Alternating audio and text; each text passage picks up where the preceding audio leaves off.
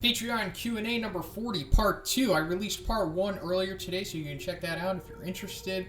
But also, I want to thank all 70 of my patrons, and for you guys to, continue to stick by me and support me the way that you have, especially since the dark times are over, at least for now.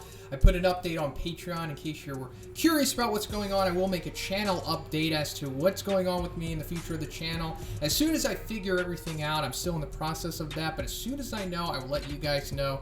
And for everyone else, there's going to be potentially spoilers in these questions and answers, so tread carefully at this point. Joshua M. asks, hey Big Z, first question today is, do you think Tanktop Master will ever get any good feats to raise him from the S-Class's weakest hero? He became a favorite of mine with his fight with Garo, and I'd hate to see him left in the dust. The question is, what kind of scenario would it, whether it be a fight, a feat of strength, etc., do you believe will potentially raise up Tanktop Master?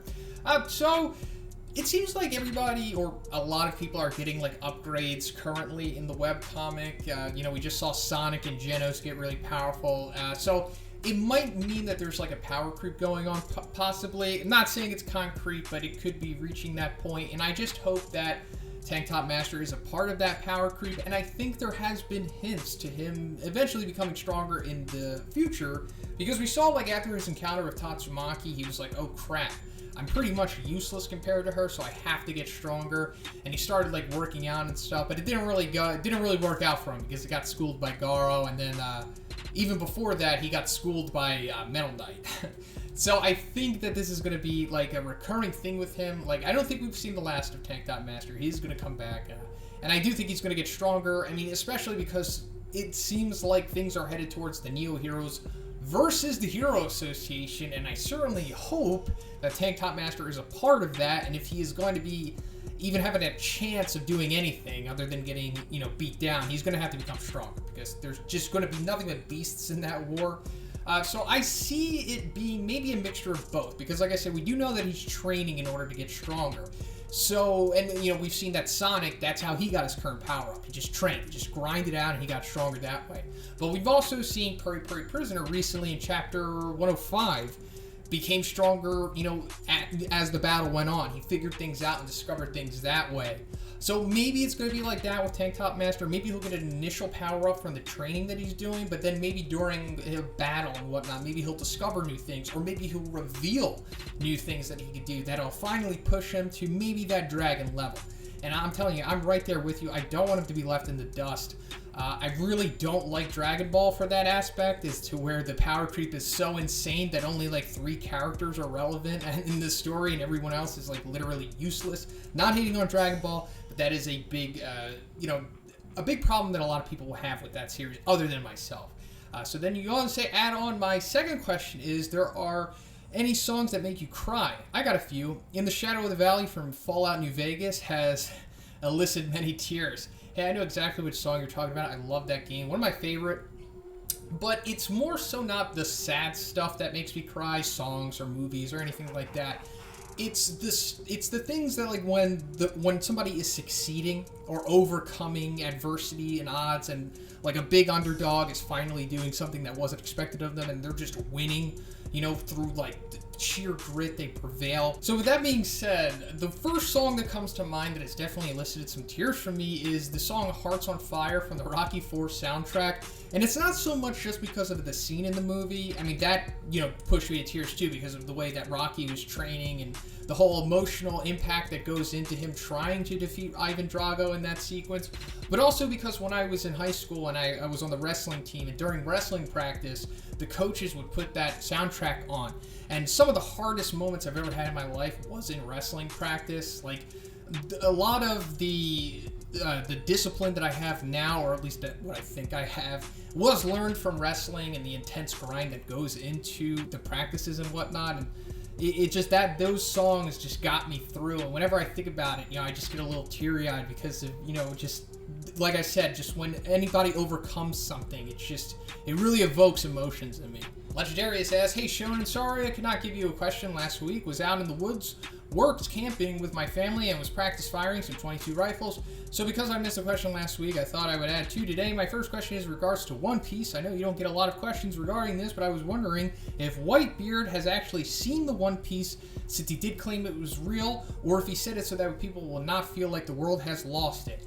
Hey guys, feel free to ask me any and all One Piece questions you want. I have been going in on One Piece and I have become significantly stronger in it. I'm not a black belt yet, but I am approaching that level. And I never thought that I would be there, but like surprisingly, I'm getting there sooner rather than later. I don't know where I am right now, but I won't know unless you guys test me. So if you have any One Piece questions, feel free to throw them at me. So as for this, I don't think Whitebeard has seen the One Piece, but he does for sure know that it's real because right before he dies at the hand of the Blackbeard pirates, we see like a flashback to him talking to Roger.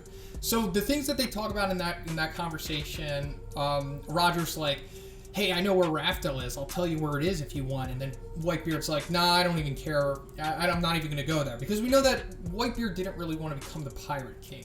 Like, he essentially allowed Roger to become the Pirate King without really stopping him from doing it, because Whitebeard just wants a family and wants to live his own life free of, you know, any interference and whatnot. Being the Pirate King and having One Piece wasn't really what he was after. Yes, he was Roger's rival for sure, but he just wanted his own thing. So in that conversation, they also talk about what D means, you know, like Gold D Roger, and the whole history behind it. So I assume during this long conversation, it eventually came down to Roger telling Whitebeard what One Piece is and why it's real, and, you know, why people should believe that it's real. And I assume that Whitebeard absolutely believes Roger, because Roger is not a liar. Why would he lie about it? And not even just to save face and for the motivations of others. It's like Roger's just not a liar. It'd be like Luffy lying, you know, it's just not going to happen. So I assume based off of this conversation, Whitebeard was like, oh, okay, so One Piece is real. And that's essentially what he is telling everyone. It's like, look, One Piece isn't just a myth. It's friggin' real, guys, so go out there and get it. You know, don't stop dreaming or going off of your goals and whatnot. So my second one was, if you are excited for the new Halo game coming out, I was seeing the trailers and they remind me of the old games and how they were hyped up. Halo 3 hype train was something I was always remember. I still remember watching the Act Man and how explained how the games are and how they are good and bad. Thought that you would like to watch a couple of his videos. If you do like them, you should watch his reviews on Halo Reach and Destiny. So, I'm not really a fan of Halo. I think the only Halo game I played was Halo 3, and that came out like over 10 years ago. And that's essentially because of the hype. Maybe I played Halo 2 and maybe Halo 1 like before, but Halo 3 was the game that I predominantly played. But, you know, I'm just not really a fan of FPSs in general, and I'm not saying they're bad games or anything. It's just not my cup of tea. Like, I more so like RPGs and fighting games and stuff like that. But yeah, I mean, I hope the new Halo game is good. I really do. And if it does get enough hype, I'll probably fall for it and wind up playing it myself. Fiqstro L asks, hey Shonen, what disaster level would you think would fit A-class demons in Yu Yu Hakusho? So this is a good question, because I think there are parallels to be drawn between the class system in Yu Yu Hakusho and the disaster levels in One Punch Man, because they're both nuanced and they're not really black and white. And there's like a difference between all of the people and things that fit inside of them. Meaning that, like, you know, all A-class demons or all S-class demons are not created equal. I mean, that's been very apparently clear in the series so far. So the A-classes I'm going to use in this example, I guess a good place to start would be the four main characters, you know, like Kurama, Hiei, Yusuke, and Kuwabara, because as far as I remember, at least in the manga, they are implied to be A-class level, at least by the time they are fighting Sunsui in the demon world. And, of course, there was discrepancy between their powers, and they all brought different things to the table. But based off of what Yusuke was doing in that fight, where we can assume that he was for sure an A-class level, he was crazy. Like, he was blowing up mountain faces with his spirit gun.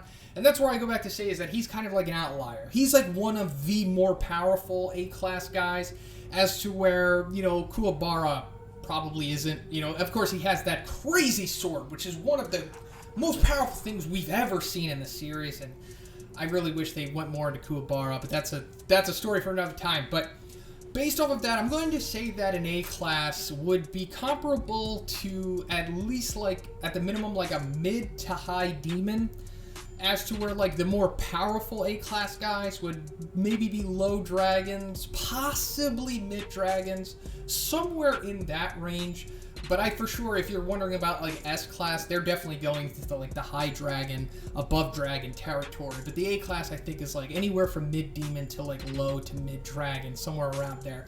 They are pretty powerful, just based off of their destructive feats, but I can't really analyze their speed and stuff because it's never really made too clear. Goliath asks, hey again, Shonen, hope things are improving with your life and situation. Always in my thoughts. My question is, if you had the opportunity to live in the world of One Punch Man, what would you have it as an occupation? Hero, any class you desire, monster, any disaster level you desire, or regular human. Also, if you had the chance to take the place of any character in One Punch Man, who would it be and why? Take care and God bless.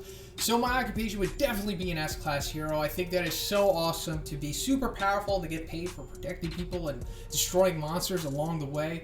They're also like super popular. They're essentially like the rock stars of the heroes in that world. So that's a super cool occupation, and I wish there was something like that in real life. You know, of course, if we were able to attain superpowers the way that they are, I think that would be awesome. And if I was able to switch with a character, it would probably be Blast, and that's just because of all the leisure that he has, the way that he does not have like a lot of pressure on his shoulders, other than saving the world. But of course, we see that that's not really a common thing, and they respect Blast so much, and they know that whatever he does, he's going to show results. So that's why they're not really harsh on him, or at least Sitch is, and for the most part, the other executives are. We saw that one guy was harsh about Blast not showing up, but Blast kind of comes and goes as he pleases, and other than that, gets to live his life freely, but still while maintaining his S-Class rank 1.